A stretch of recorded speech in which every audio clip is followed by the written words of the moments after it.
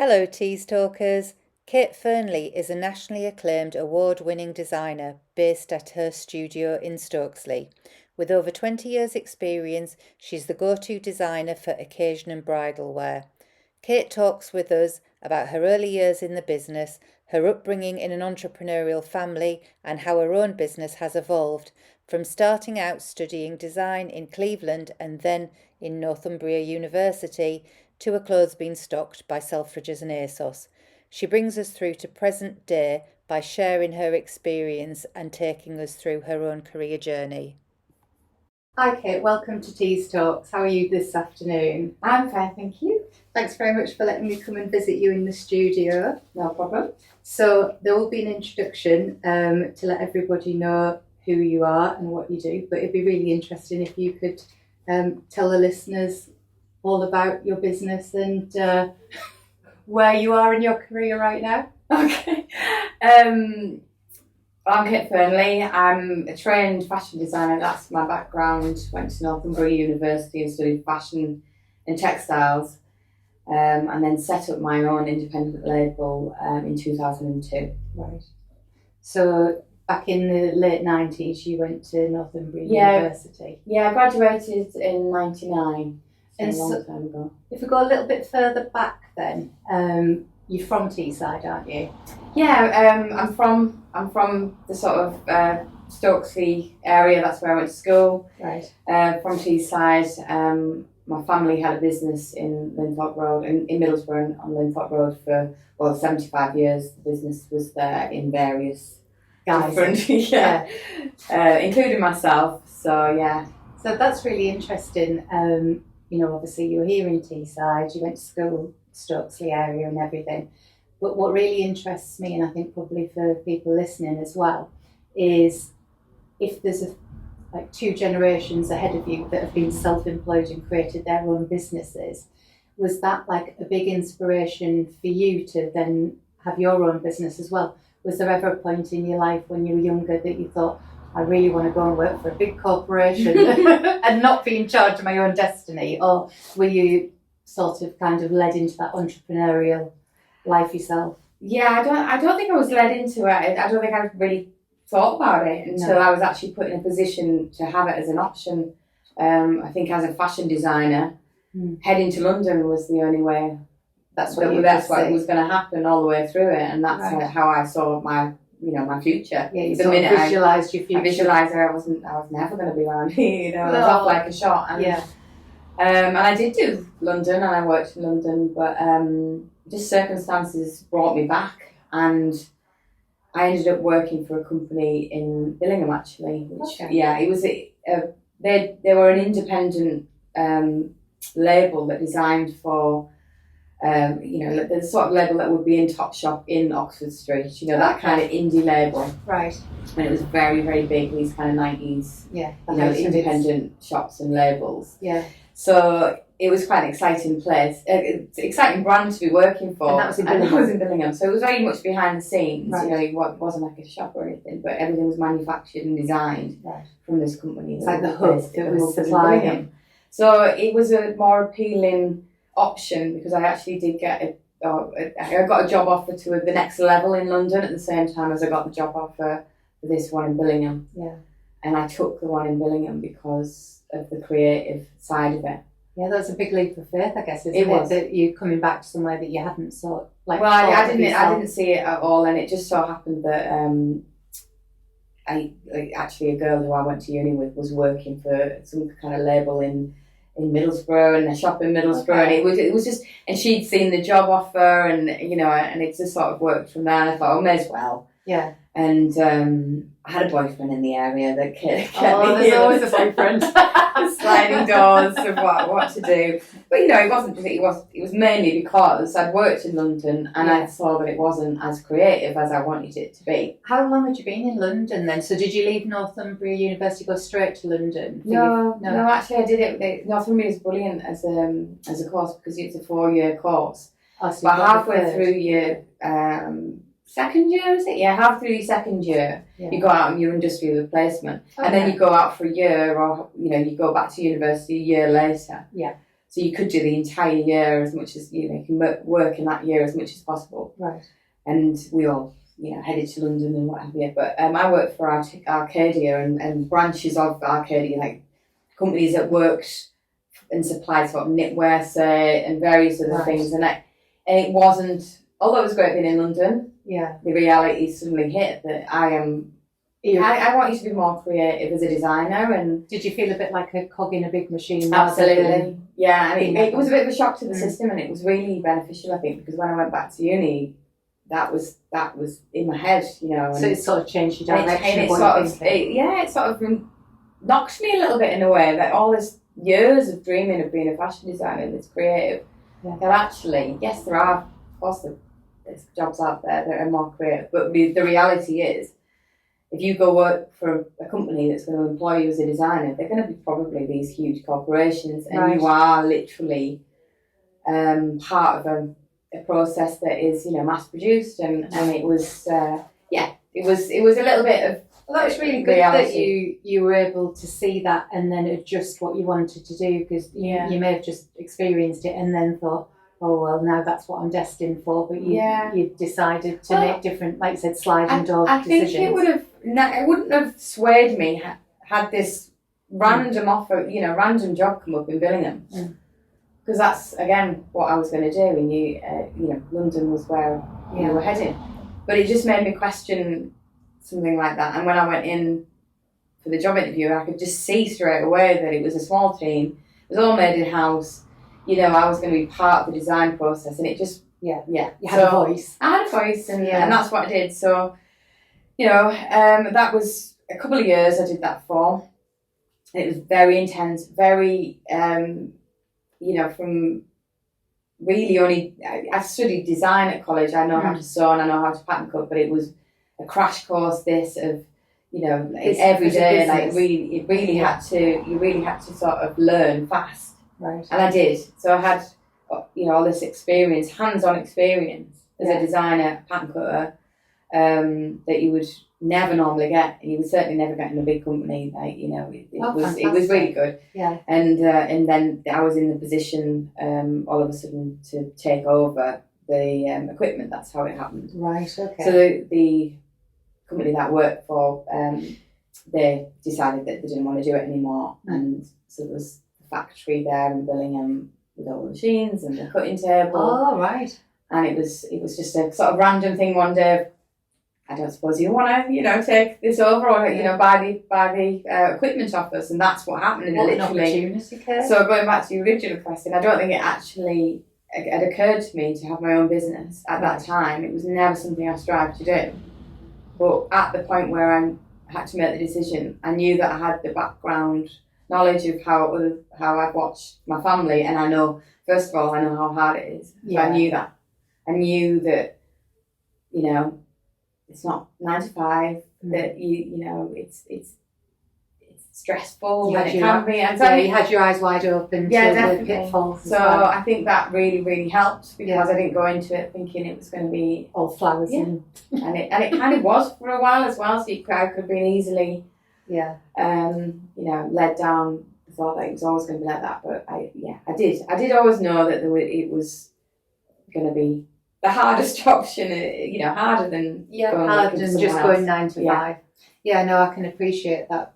So when you decided to have your own business, did you have support from family and friends, or who did you talk to outside of just your own head to kind of get advice or find out, do I need an accountant, do I need this, that and the other? Because I know from being self-employed myself previously that you can't do everything, and your skill set isn't everything. Yours might be good. I don't know. You might be able to do everything. I mean, literally, that when I was at uni, there's a fashion marketing and there's a fashion design, and I did pure fashion design. So there's no business. There's nothing. Right. There's nothing that prepares you for it. No. So at the time, it was Business Link, Princess Trust, and they were brilliant. Yeah, I remember that. Business Link was who I went to. They set me up with Princess Trust. We got small grant funding from them, very small amount. I think from memory, buy the actual equipment, which was dirt cheap, really, bless. We still got some of it here. We still use it. It's great. But that's how you managed to finance it. And that's how I did, and they got, and that's how I financed it. Yeah, because some people, if they're listening to this, and maybe they're in a position where either they're young and starting out, or whether they want to change what they're doing, and they think, well, how can I fund it? How can I get capital for it? I mean, obviously, Prince's Trust is there's an age group for that, isn't there? Up to 25 or something. But there are other options. Oh, there's lots of options out there, and I was lucky that I was obviously working for a company that was set up and had, part of the equipment was some of the fabrics and things like that. Just, so it was it's not every day that you would come across that. But there are right place and the right time. I was, and I always think that. Yeah. And every time I go, oh my God, why didn't I go and work for someone else? And I do go back to maybe it was the right place, the right time, and that wasn't still believe that wasn't my path. That wasn't my path to follow there. I used to think it was for a long time, but I'm going to show you this because whilst we're still sort of roughly talking about the fact that your family had a business, which I think a lot of people from the area do remember. Yeah. So I said to my mum on a text last night, do you remember Fearnley Records? Because obviously I think, did your dad's record shop go from like the 60s onwards? Yeah, so my mum and dad are of the era where, well, I'm born early 70s. So I said to them, do you remember that? And mum just came back with a very short yes. Yeah. And then later on, dad, bless him, sent me an email and he said, this is our visits to Fearnley's. And I thought, it'd be something to do with the records. Yeah. Can I show you this? Yeah. Yeah. I've seen. That's me on my first birthday. Yeah, when you see that background, my granddad actually painted, so he was an amazing artist as well. So your granddad photographed me on my first birthday. Yeah. And it's got it on the back, Fearnley's. Yeah. So, and then apparently on my sister's first birthday, we went back, and that's me on my 5th and a half birthday. Don't worry, I've got loads of them. And then I'll show you that's the fox that is my dad. So I'll put that on the YouTube video later. Yeah, but you can see the background for us we're talking. That's where our parents live, and he painted everything. If you look so many people will have pictures that my granddad took of them or their family members because he was one of the only ones in the area. So guaranteed. And he used to paint all the backgrounds. And he used to do all the backgrounds. So if you look beyond the cheesy 70s hairdos and the clothes, and the props that he used to put in these photographs, that background is what he painted, and he was an amazing artist as well. So the creativity that you've got that came through for the fashion design, do you think some of that was steeped in your family as well, of the way that people had, interests that maybe, they have businesses, but it's creative businesses, isn't it? Photography. Yeah. And the records as well. It's something that you're passionate about. Yes, it's all the passion. It's passions rather than, definitely rather than money. That's for sure. There must be easier ways, but it's all passion, real talent. Like I said, my granddad, he was a photographer in the war and travelled all over the world and read and wrote books and illustrated it all. Just unbelievable talent that he was so, he just never showed off about, never spoke. My dad was the same. My dad's an amazing musician, was in bands in the 60s, which anyone from the area will know of. Certain bands, the Crawdaddies and Real McCoy, and really respected musician. What a fantastic history to have in your family. Absolutely, So it's it was something that I'm proud to have continued. But that creative streak that's come in, and then obviously you've created a fantastic business, and as we're hopefully going to talk about, that you won fashion designer for the wedding dresses in 2019. Can you tell us a bit about? Tell me about that, and then what I do want to go back to, so don't let me forget, is to go back to when you took over the factory in Billingham. Yeah. Wanted to hear a little bit about that. Sounds like it was a very big thing to do, and then I want to kind of talk about the turnover of the amount of things that you were designing and sending out for people, because now you're doing bespoke things for individuals, and also you've got your ranges that go to shops. I'm talking a lot, which is not how an interview works. So what I want to do is go back to you. But yeah, tell me about. Actually, let's go back to that, and then we'll come back to present day. Okay. So going back to Billingham. Going back to Billingham, you've just taken over all of that equipment. Did it come with a workforce as well, Kate? No. Oh, I wish it did. Well, I was very lucky again because we built up a very close team, and yeah, I did it by myself for a while, and got on the road actually and just dragged it around the shops. And again, I had contacts from working at this small independent, and sort of I had agents as well that I could have taken on. Right. But everything costs money. So I did a collection, my initial collection, and I just approached a few shops that I'd got a relationship with. And just said, look, I'm doing it solo. I've launched my label. Would you look? Yeah, come on. So I did that, and actually I was really lucky again.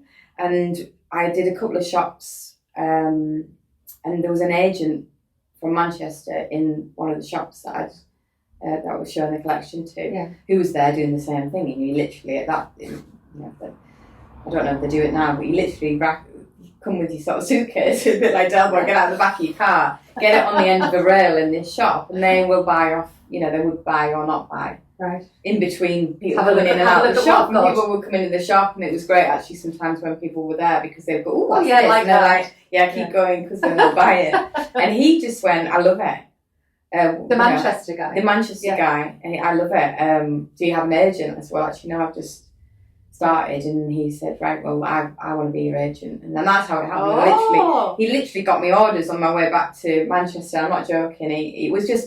It just all seemed to kick off straight away. And we just from that chance meeting, and then he was based in central Manchester and just got it out. He, again, agents used to get on the road and not just have showrooms. They used to go around the country.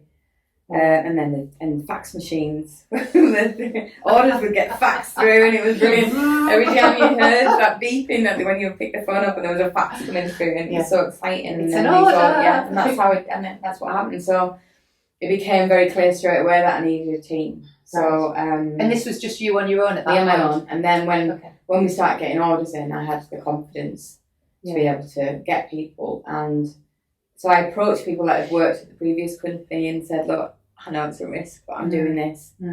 I've got orders. Right.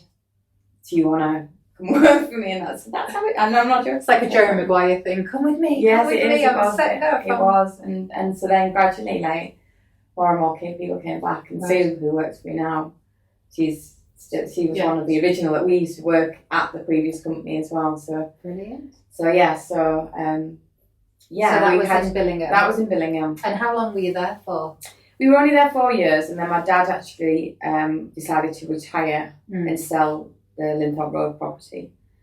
And I just thought, you know what, I'm going to give it a go with actually having the product on display in a shop. Right, and let's see where this can take us. And the building was big enough for, making it all upstairs as well, and then having the boutique downstairs. Well, that's great, because I can't remember what it was like inside. I was really young when I went, but it was big enough to do all of those things. Yeah, well, actually, where you would have had your photograph taken was our factory floor. Oh, wow. So where I did all the cutting is where everyone used to have their photo. And it was a huge room, actually. Yeah. But downstairs was where my dad had the record shop, and originally where my granddad had the reception sort of studio. And then you turned that into what you've got here with the dresses behind. Yeah, where we do our appointments. Brilliant. And, from that point on, I saw that around that period of time you were like being stocked by like 80 boutiques. And that sort of thing. And well, that was growth. It wasn't, that did not happen overnight. No. We had, I think it was 2007, something like that. It just went boom. Like, oh, really? It was. What do you think was the reason for that? Lots of things. Like we again met a London agent. I was with a different agent at Manchester by that point. Yeah. and we had an Irish agent. Now, so we did the big show called Pure, which is the trade show for occasion wear, and we had tiniest little stand. It's a lot of money to do, and we just had everyone like on top of it. Oh, really? So you took a little stand at an expo, and all of a sudden there was lots of people coming in. And we just had to think outside the box, and I think that's what we're kind of known for, and like how we've always prided. We're not a massive corporation and branded corporation, or we certainly weren't at that time. And we had to think how we're going to get noticed. So we had our models, who were girls that I'd like met through various things. They weren't they weren't modelled from model agencies. Yeah. They're just people that I'd met, right? And asked people, but we had something about them, and they all kind of rocked up. And I remember I had these dog inflatable balloons, the helium balloons, right? And they're air walkers. They're like little pug dogs they're literally pug dogs that have helium in, so they walk. Okay. And they're on leads, and we had all the girls dressed in our walking the dog, and it was like Pied Piper, and people were like, "What's going on over there?" That was one of my questions, Kate. Was when you're working in a creative agency, you're already thinking out the box because you've got a creative mind, and how do people stand out when everybody's creative? But then because of that, I mean that's. Do you remember how you came up with it? Or I think we were talking because we did quite race like dresses for the races, and this particular collection was what was it called? It was something that included walking dogs. I don't know. Or I had just come. I think maybe I just saw them one day and thought they were amazing. That'll work. Yeah. I don't know. Just something that grabbed. Yeah, something to grab their attention, and it really did. I could have sold them all day long. It's all alongside. Where did you get them from? But we just stood out. Yeah. We stood out from all the, the massive brands that do those shows, all over the world. Yeah. And it's just and they're a bit too corporate. Yeah, it's too corporate. And there we were, full of beans, gorgeous girls, full of beans, and full of colour. And it was just we came in with a bang. And off the back of that, we got ASOS, Selfridges, and suddenly we just platformed into all these bigger brands, and then the celebrities sort of happened, and it's just and we've got a lot of magazines and things. Because I did want to know about that as well for people, is that when you see next to your name that you're in Selfridges and ASOS, how did that happen? But that was off the back of the expo, was it? Yeah, and also we had a London agent, and so that was very important, even though we're going, I'm saying it doesn't matter. It doesn't matter where you are. It certainly doesn't matter these days as much. But London at the time was very much, you still need a presence. So as soon as you have a London agent, it's to do with... Does it give you a bit more credibility and kudos? It does with London. It does with London mostly. Yeah. But the reality is, it's so fast moving that, you would have a stylist that needed a dress for a photo shoot the next day. Now, and then how would you pull that? Because our collection was in London in a showroom with it, and that just helped. Yeah. And we would send it off to place at the right time again. Yeah, I mean, Kate Price we did quite a lot with because of the fact my agent, she hadn't even know she did it, just sent one dress that was a sample from the collection. Just said, I think you should suit this, and sent it off. And off the back of that, we got loads from. And a relationship with her where we made lots of stuff for magazines and all sorts of things. Oh, fantastic. And I saw that you did the bridesmaid dresses for Kate Price, and what I was thinking is I must ask you, which wedding? Was it the on She's had a few. I have to think about it. Which one was it? Sorry, Kate. Second one? Alex Reed. Is it Alex Reed? I think. Oh, okay. Yeah, I think so. So you did the bridesmaid dresses for that, but she also... wore your dresses in the magazines as well. The original why she asked me to do that is because I'd had a relationship with her with previous shoots and things. We'd designed dresses for OK magazine. That was like the main one that we did, where we did little versions for Princess and her, so like mini me's, and we made all those dresses. And I met and talked, met her a few times. Do you get excited about that sort of thing as well? I mean, you're designing for lots of people, and everybody's very special, and Katie's no more special than anybody else, but she's got such a high profile. I wouldn't say I get excited about it. It's nerve-wracking sometimes when you're in that sort of environment. It's very out of your comfort zone, but I don't think excited. No. Really. It's just people at the end of the day. Exactly, that's what I mean. Is it? Yeah, and it's a job, people. and it's the same job as someone asking me to do, make any dress for whatever brief I've got. You're going to try your best for you feel the same nerves or feel the same excitement for anyone that is going to for their big day. Yeah. It's occasion wear and bridal wear, isn't it, that you do? Yes. So an occasion can be anything, but it means a lot to somebody. It does. It's all very important. It's a lot of pressure. Yeah. I don't know how you cope. Yeah, it is. It is a lot of pressure sometimes, but it's important that these are important occasions, and that's what we do. I know you say that you pride yourself on a high level of customer service, and that's fantastic. So, do you do prom wear as well? Yes, still? yeah. So the way the business is now is that we do all occasion wear, which includes anything from going to the races, special birthday, anything that you want a special dress for, the races. But we also do mother of the bride and groom. That's a big area that we've it's grown massively over the last couple of years. Yeah. And proms.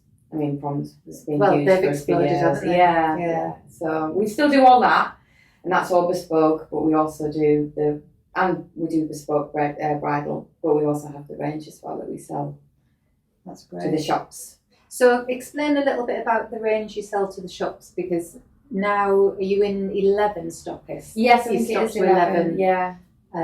So how does that all work? And you've got your own range. So basically, I've gone kind of full circle with it. So I started originally as a brand, occasion wear brand, where we would manufacture in-house our product and sell to shops. Then we kind of pulled it all in, and I started doing it all bespoke. Right. And now I've gone back out and gone back to the retailers only with the bridal though. So like I say, all the occasion wear, everything that we do, it's all now bespoke, and you come to me for that. But the bridal wear, we just felt that we won a couple of awards, which was the Wedding Industry Awards, which was, we won that nationally 2 years in a row, and I thought, right, that's quite good. Was it two? You got 2 years in a row. So when was the first year that you got 19 and 20 we got. Wow. Which that must be exciting. That was really exciting. I was so excited about that. No, amazing. Like one of the massive highlights of our career, but of my career, it was because it was just so unexpected, and to win it twice as well. You're up against the whole country, so it was kind of one of those wake up calls for me to go, right, okay. You kind of need to get this out if you get in this recognition. Yeah. And I've sworn never to go back into wholesaling, because it's... Had it gone too big prior, do you think? It went too much? It went too big for it to... There's like a middle area that if you can't get over that, too massive, like say if you're massive producing it, and like the quantities are so high, then that's when it worked. Right. And we were sort of in the middle. Yeah. So it was a busy fill kind of years of being a busy fill. So although to the outside it looked, you're selling mate stock, you're being Selfridges, ASOS, all these amazing, you're doing all the celebrities. Yeah. Well, when we do the celebrities, they don't pay you any money. And we've like I just worked 24/7. I just worked 24/7. We had a little factory that started making things from us, but then you've got all that, the quality control, all the things that the management of that, which are important, and all the things that I credit my brand on, and it was just so stressful. And then the recession hit, and I just thought, you know what, I'm relying on other people. And if they go, then they're going to pull me down with it. And that's why we pulled everything back, and we went purely bespoke, so I had the control again. And that's how you managed it, you pulled it all back? Yes. And then, so what sort of time period was that then? To be fair, that was only a few years ago. I was saying it for a few years ago. I think I stopped. The last collection I did with the wholesale and the occasion wear, my son had just been born. Okay. So he's 8 this year. Oh. So that's how long ago. Right. I stopped. 8 years ago you changed I changed it. And it happened quicker than I wanted it to. We had a 3-year get out plan where we're going to wind it down. Yeah. And then we were right to do that, because it came because of fast fashion really, and the That's and online fashion becoming like such a massive thing, as we know, and it's growing and growing. So the independents that I was talking to, although I hope they never go, the pressure of them surviving and like just me relying everything, having everything 100% in one basket, exactly. And I just thought I need to pull this back. So it happened quicker, but it actually was fine because it flipped, and we at the bespoke side of it grew just as fast. That's brilliant. So where you've kind of thought, right, I'm pulling myself away now, what's it going to look like, the business? But because you did that, another area which you really love to do grew. From nowhere just appeared. It's like Halloween, it's all American. It's all come over. Thank God for prom. And we did prom for years, but little short dresses like our occasion wear, this kind of thing that we would wear to go to a wedding or whatever. That's sort of what they would do. And then it went to the Oscars and red carpet, which is what it is now, and it's great for us. I've just had my youngest son went to prom, and his girlfriend had a beautiful dress, and it took me by surprise because I haven't had anybody else apart from him go through that prom experience. Everything about it, the nails, the hair, they looked fantastic as a couple, but it's a big deal, isn't it? It is. It's 16-year-olds and to the families as well. It is.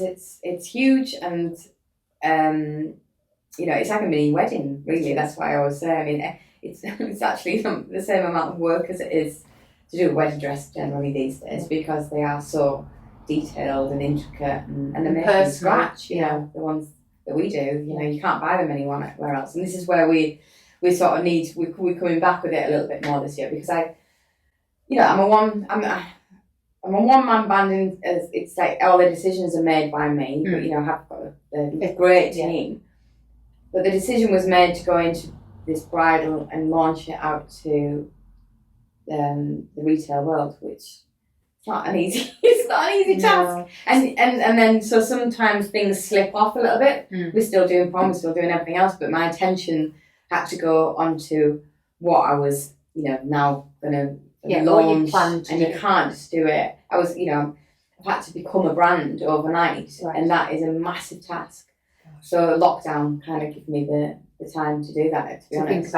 It gave me the breathing space to be able to really, really focus on it and plan it and know what I wanted to do and design it, redesign it, pull it to bits, make it over and over again. And then also the photography and the model and the photographer and everything about the team and all my experience with all the people I've worked with over the years who were the best that I thought would work together. All this kind of thing is so important. So your address book came in very important at that point, to be able to reach out to them and say, look, I need you to help me. This is a bring big to life. We need to look like we know what we're doing. You do all the experience you've had. So it's like over 20 years of experience, isn't it? So the building of the brand, it's a big thing. It is, but you've got your knowledge, your skills, you've got your reputation, and all those things have preceded getting to the point where the brand is launched. And then how do you think everything's gone from that point?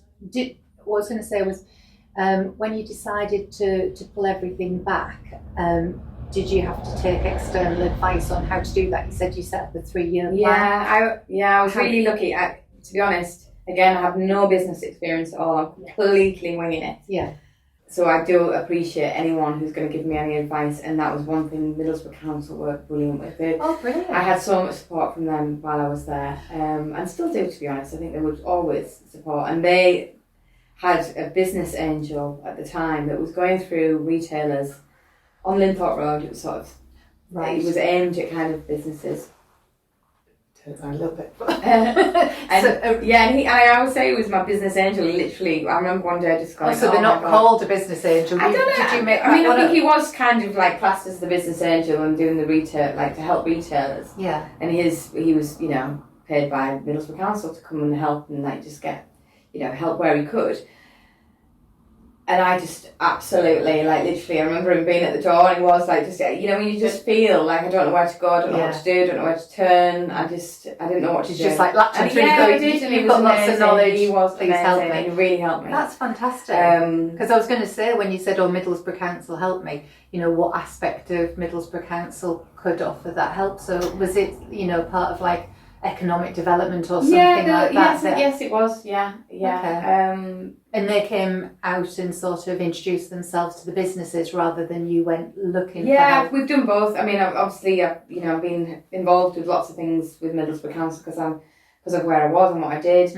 All through the years they've supported, and we've done various things together. Brilliant. So, that he was a very important part of my the restructure and just really having to like pull everything together and the figures and everything and just really work it out. So that's interesting. Because if I didn't have that, I think I would have just kept going and just it could have all crumbled. I mean, I was very aware that it was changing, but it takes some time to someone like that who just goes, you know, a 3-year plan is not something that comes out of my word, my mouth. It's not in your vocabulary. It is not. But I try to do it now because it is really important because it just flies by.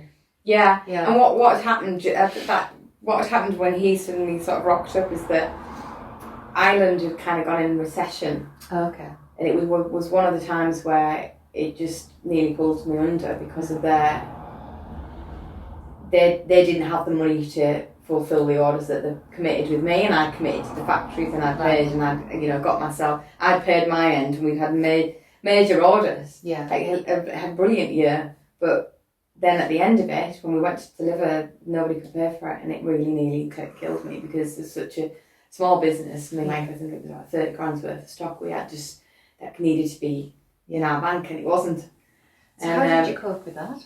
He actually, Dave. Yeah. He shout out to Dave. Yeah, Dave Crompton. He was amazing. He helped me just clear my head and what can we do? We've got this stock. What can we do? And Psych actually were one of the we've talked about doing stuff together at the time, but we then got an area in Psych of our shop. Brilliant. And we came up with an agreement of how we would sell it and what would happen, and that was you can formalise that. Yeah, and that was a brilliant thing. What a brilliant idea! It was great for Steve and Psych to have a sort of local designer there. It was great to have a presence in Psych because we then became a name that people didn't necessarily know. Yeah, and that helped us with bespoke and things like that, and it just put us on the map. It helped with PR, it helped with all sorts of things, and we sold the stock. Collaboration. So it was just a no-brainer, but that wouldn't have happened necessarily because I wouldn't have had the business sense or the guts to kind of go, right, I need to get rid of this, and I think somebody externally sometimes can have an overview of your situation that you're not privy to because you're in it. Exactly, and I was panicking. Yeah. And it was just heartbreaking to think I was going to lose everything, and it was just, and he just came in as a very clear-headed, business-minded person, and then he actually went on to help me for many years, really. I haven't, not for a long time, but he was a really great support with beyond when he was working for the council, and we had a great, relationship, friendship. where I would go to him for advice, and he would help me, and he would ground me, and I've always kind of kept that at the back of my head. Yeah, his little voice telling you. That's really good, and I think for listeners who maybe are in a position of having a business and maybe they're floundering and don't know what to do, it's just good to know from your experiences that there are things out there that maybe there's access to, and you've either just got to ask or have a look. And you do. I just think that there was some people didn't want that help. You know what I mean? Because each to their own. Whereas I was very much open to. I'm here to suck up all the every bit of knowledge that I can. And if it's going to be beneficial to my business, then why wouldn't you? I'm not going to. If I don't agree with it and if I don't want to do it, then I'm not going to do it. But I was very open. Yeah, And no one's taking the business away, they're just helping. And nobody's telling me that I'm doing a bad job either, No. and that's the thing. It's like, just get over yourself kind of thing in a way. If you can't do everything, you're not like we were built to do everything, and I was, very open to any advice and help. Yeah, it's like aces in the places. Yeah. Like I said, I would never be thinking, right, I'm going to do all of my business accounts and things like Yeah. that. I've got a skill set that's outside of that, and it's just interesting to know that to have external help as you did kind of brought you on and kept you going, and you maybe would have been absolutely fine on your own doing it, but it's nice always to have that support, isn't it? Yeah. And what it helped with was, I remember him saying to me, he used to just get frustrated, going, I just don't know why it's not working. He's just like, no luck, and just not having the luck. And every time you get to a point where it seems that everything's going really well, there's something else, and it's still happening to this day, believe me. Oh, really? Well, yeah, now we've got COVID, and we've got, our own sort of recession or Brexit or, everything is against everything, and meanwhile, technology is just getting more and more advanced, and I'm getting older and older, and I have no idea what's going on. So, it's never plain sailing, but... No, there's always going to be challenges, isn't there? But you've got to... But, there are people out there that can help. There are, we've had various grants, local grants, still to this day, I'm about to go see if there's anything, available for technology or apprentice or anything that that can help me, can help other people. Well, exactly, because, if you had an apprentice, it's helping you, but it's also helping them. So you never stop. It's 22 years, and I never stop sort of looking for help and advice. I feel like you might be somebody who wakes up in the night with ideas. Ridiculous. 4 o'clock, normally the time. Gosh, so where are you now with the business? We're in Stokesley. Yeah. So you've left Linthorpe Road. When did that happen? That happened during lockdown. I decided, I thought about it for a while, but it was quite a big decision, bearing in mind it being my family's property for 75 years. It was the year that I sold it, but I did own it. I had bought it off my dad.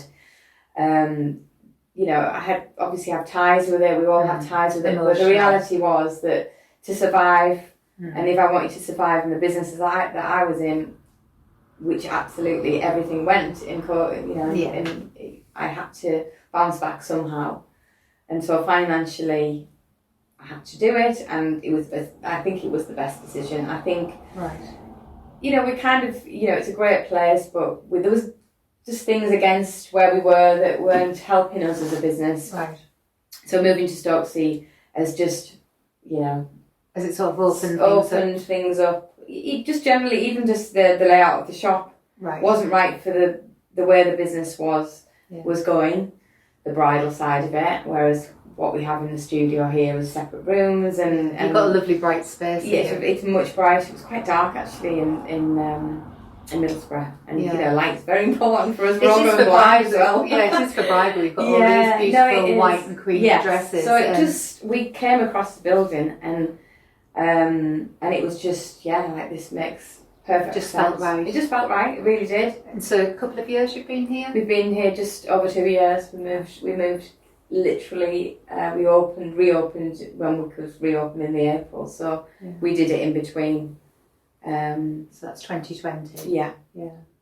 And so you've been here a little while. You established, and you've got the workshops upstairs. So workshops upstairs, and then the ground floor is where it's what is it? A boutique, a studio where we do our appointments. All the dresses are here, and it's where I work. Yeah. But fantastic. So it's all by appointment how we do it. So it's all set up, changing room, and all the dresses are here. So Kate, here we are, 2023. What are you focusing on now for the future of Kate Fearnley brand, the brand? So there's lots of plates spinning. We are still very much doing the bespoke side of it in-house. So that is all occasion wear and prom, which is all by appointment. That's still, we're growing that, and we'll be starting. We've already started proms this year. It's ridiculous for next year. Really? Yeah. So that's for July next year. Yeah. So so get your appointments. It is with everything. But then the other side of the business is obviously the bridal side, which is where we sell to retailers. So we'll be starting working on the new collection, which I can't believe, for next March. So I'll be starting that in September. Right, starting September for March. So so that is our in-house team making and designing and making the samples over and over again, and figuring that out and then doing the shoots and things. So all the best bits that I love, but very intense and very, time consuming for me, but good. Yeah. And lots of pressure to and then hopefully to do Barcelona and New York and London next year as the shows. Yeah. So they are the shows direct to the retailers. And would that be the first time that you've gone abroad with? It is, designs? It is. I've never done it abroad, and we actually in September supposed to be going over to Ireland, which again I used to do. I was like big in Ireland with my occasion wear. This is a new thing for me with bridal, but I hope to have the same success. The same impact. Yeah. We're planning on going over there and doing a bit of a road trip, and seeing some boutiques that are interested, which we have got them interested. Yeah. Actually going direct to them and showing the collection. So we've got lots of overseas and exciting things. And will you be going yourself to Barcelona or New York? Yeah. Oh, that's exciting. Yeah. Even if I have got an agent who's telling me I don't need to go, but I will be going. I do think it's important. I mean, we're doing this huge thing. We've just done a massive campaign, which is brilliant, in Saltburn actually. Okay. All local.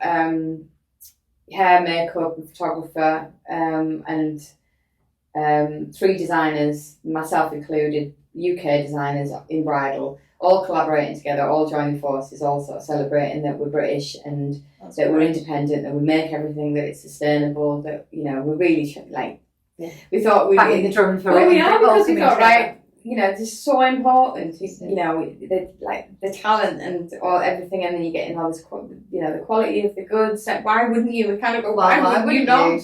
No, so I'll put the details of that as well if you're happy for that to go in the content of the link and everything, so people can look at that as well as your information. Hopefully here. That's inspiring for any designer to sort of look at that as well, because you really are going up against it with the massive brands, but generally the massive brands that as wedding designers are Chinese, American, massive corporations, all under the same umbrella. Right. And because I have the knowledge, I'm not saying there's anything wrong with that, they're great, beautiful dresses. Yeah. But what we're sort of saying is, all this talent is getting churned out of this country, and we're known for it. We're known for it massively.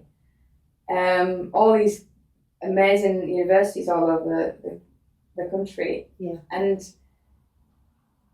all of a sudden the independents are coming back, and we're going right, you can't get rid of us. We're not going their way, coming back. And we're sort of saying, and we are sticking together. And they're my competition, but we all feel really stronger strongly together. Yeah, absolutely. Yeah. And we've all had the same sort of background. We all have the same challenges, running a business and being creative.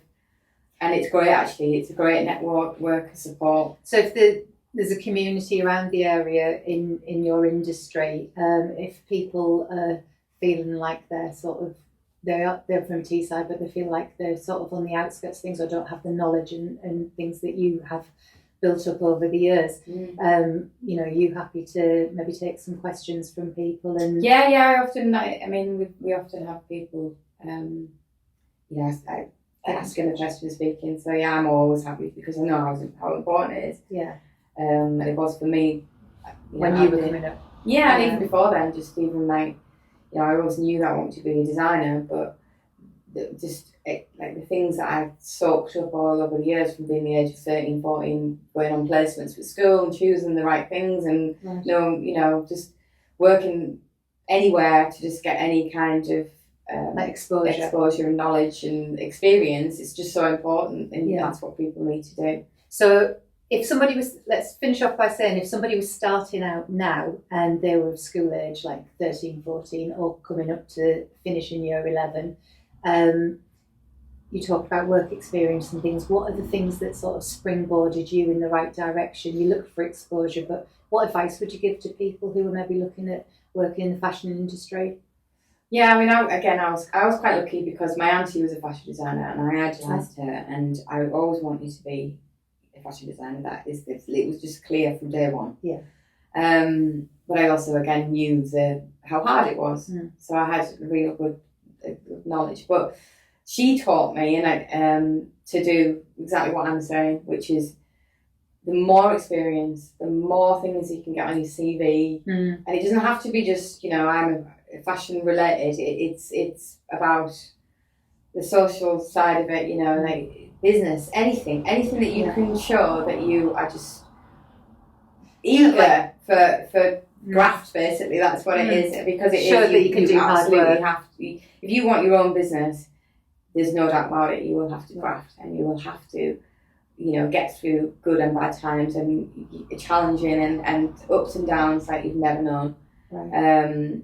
And you just got to always sort of have a clear focus of the passion that you've gone into it for. Otherwise, I don't think I would. If I didn't have the passion for it, I wouldn't be doing it. And I think that you've got to keep eyes on the prize. And it's still, and my eyes are still on the prize. It's nowhere near finished in my mind, and I'm nowhere near where I want to be. Yeah.